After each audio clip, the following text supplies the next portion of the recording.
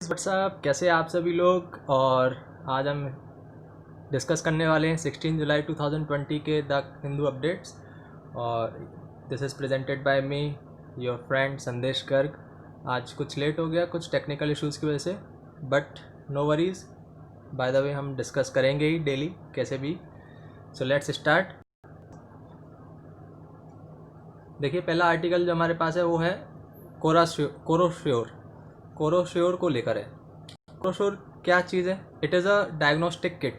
जैसा अभी हम पिछले हमारे कुछ वीडियोस में डिस्कस कर चुके हैं RT-PCR और रैपिड टेस्टिंग किट के बारे में।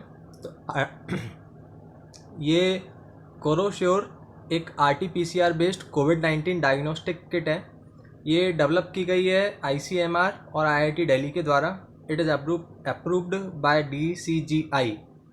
DCGI is drug controller general of India, यानी कि एक ऐसी अथॉरिटी जो ड्रग्स के लाइसेंसेस को अप्रूव करती है। तो ये अभी रिसेंटली DCGI के द्वारा अप्रूव की गई है और लॉन्च की गई है ये diagnostic kit by minister of HRD, human resource and development minister Ramesh Pokhriyal के द्वारा ये लॉन्च की गई है। हम थोड़ी सी इन्फॉर्मेशन जान लेते हैं drugs controller general of India के बारे में। It works under central drugs standard control organisation CDSCO, which comes under the Directorate General of Health Services under Ministry of Health and Family Welfare। Drug controller general of India किसके under में काम करता है? CDSCO के under में काम करते हैं। और CDSCO जो बॉडी है वो directorate general of health services के अंडर में आती है।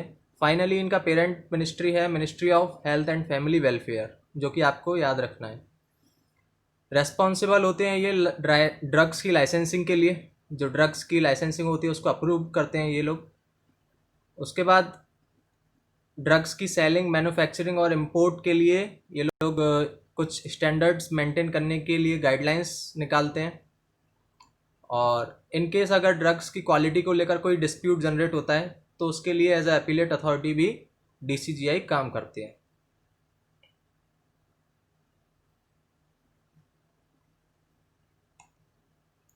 चलिए, अगला आर्टिकल है हमारे पास trade talks between EU and India.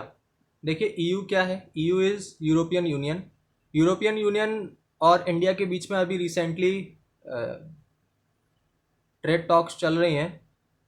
और हमें ये जानना यहाँ पर ये ज़रूरी है कि यूरोपियन यूनियन क्या है। एक्चुअली यूरोपियन यूनियन के ऊपर हम एक सेपरेट लेक्चर कंडक्ट करेंगे, उसमें हम यूरोपियन यूनियन के बारे में जानेंगे। आप यहाँ पर जान लीजिए कि यहाँ पर कॉन्टेक्स्ट क्या है। यूरोपियन यूनियन ने इंडिया के अंदर 67.7 बिलियन पाउंड्स का इन्वेस्टमेंट किया था इन 2018, which was around 22% of total FDI inflows. जो टोटल FDI इनफ्लोज था 2018 में, उसका 22% था। तो यूरोपियन यूनियन ने चाइना के अंदर 175.3 बिलियन पाउंड इन्वेस्ट किया था। अब आप यहाँ पर देख सकते हैं कि इन्वेस्टमेंट इन इंडिया और इन्वेस्टमेंट इन चाइना में कितना डिफरेंस है। तो यहाँ पर आप देख सकते हैं कि इंडिया और चाइना के बीच में जो इन्वेस्टमेंट गैप है वो कितना है। यूरोपियन यूनियन ने इंडिया में 67.7 बिलियन पाउंड्स का इन्वेस्टमेंट किया है, वहीं पर चाइना में इतना ज़्यादा इन्वेस्टमेंट किया गया बाय द यूरोपियन यूनियन। लेकिन इंडिया और यूरोपियन यूनियन के बीच क्या दिक्कत आ रही है कि जो इन्वेस्टमेंट इम्बैलेंस क्रिएट हो रहा है, उसके पीछे क्या रीज़न है? देखिए, उसके पीछे रीज़न है फ्री ट्रेड एग्रीमेंट्स।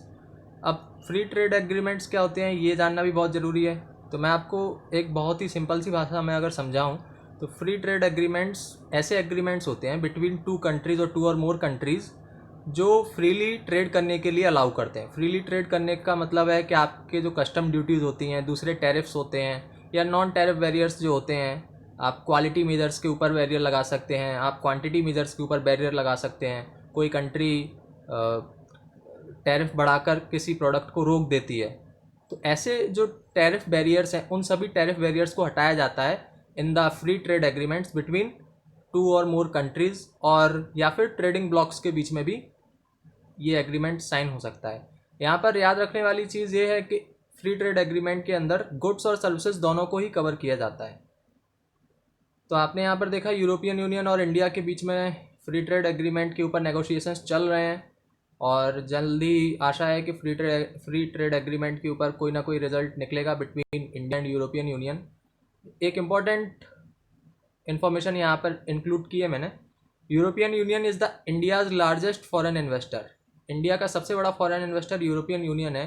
बट अगर आप इंडिया की position in the European union list देखेंगे तो वो 9th पोजीशन पर है। मतलब इंडिया यूरोपियन यूनियन के लिए 9th लार्जेस्ट इन्वेस्टर है। तो इससे आप समझ सकते हैं कि कितना ज़्यादा ट्रेड डेफिसिट है। अगली जो न्यूज़ है हमारे पास वो है defence ministry gave emergency powers to arm forces to procure weapons. अभी रिसेंटली जो डेवलपमेंट्स चल रहे हैं LAC के ऊपर, LAC के चाइना और इंडिया के बीच जो टेंशन डेवलप हो रहे हैं, तो उसको देखते हुए डिफेंस मिनिस्ट्री ने आर्म्ड फोर्सेस को वेपन्स प्रोक्योर करने के लिए इमरजेंसी पावर्स दे दी हैं। देखिए, आर्म प्रोक्योरमेंट का काम एक काउंसिल है जिसका नाम है डिफेंस एक्विजिशन काउंसिल, वो करती है। तो डिफेंस एक्विजिशन काउंसिल के बारे में हमारे लिए जानना ज़रूरी हो जाता है क्योंकि ये एग्ज़ाम में पूछा जा सकता है कि डिफेंस एक्विजिशन काउंसिल को कब बनाया गया था, इसके चेयरमैन कौन होते हैं और इसकी ये किस मिनिस्ट्री के अंडर में आती है। तो सबसे पहली बात, defence acquisition council defence ministry के अंडर में आती है। इसका काम होता है आर्म्स का प्रोक्योरमेंट करना, उनसे रिलेटेड पॉलिसीज़ को तैयार करना। उसके बाद ये डिफेंस मिनिस्टर के द्वारा चेयर की जाती है, यानी इसके चेयरमैन डिफेंस मिनिस्टर होते हैं। इसको कारगिल वॉर 1997 के बाद 2001 में बनाया गया था। एक इम्पॉर्टेंट पॉइंट जो आप यहाँ याद रख सकते हैं वो है chief of defence staff is also the member of council.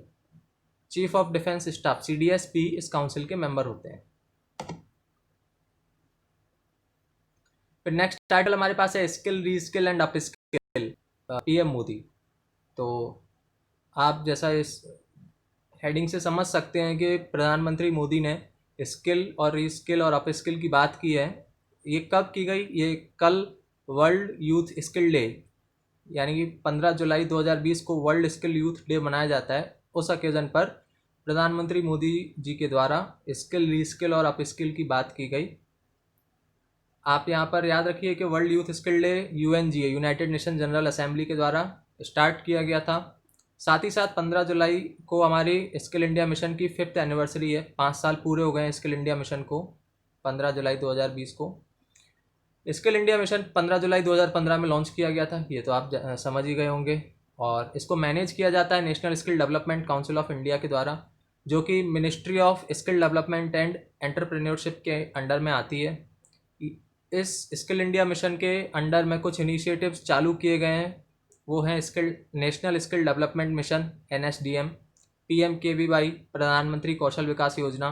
कई सारे कौशल विकास केंद्र भी खोले गए हैं, आपने अपने सिटीज़ और अपने शहर में देखे ही होंगे।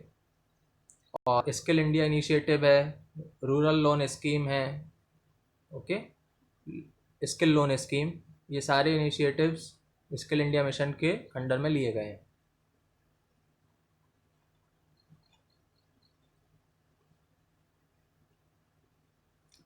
अब नेक्स्ट आर्टिकल हमारे पास है the world is not on track, food security crisis.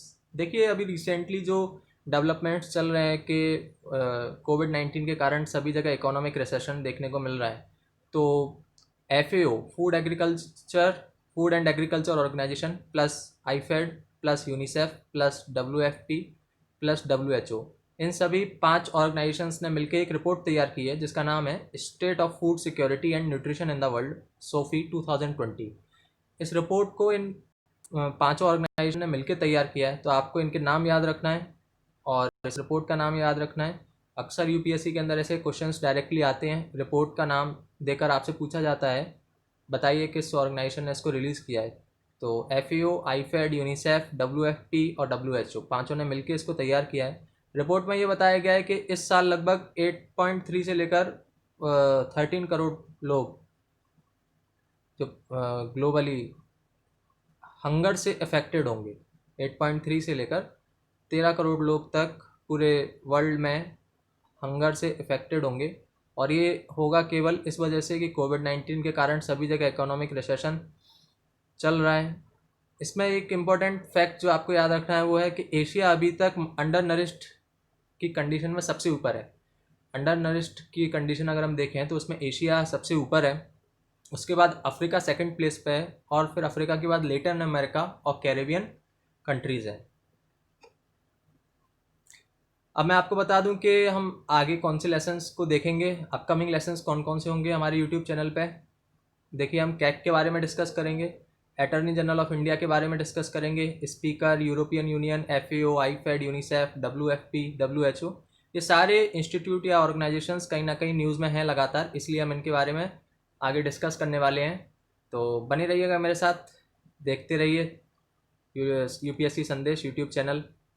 बहुत बहुत धन्यवाद आप सभी का। Thank you so much. Like, share and subscribe.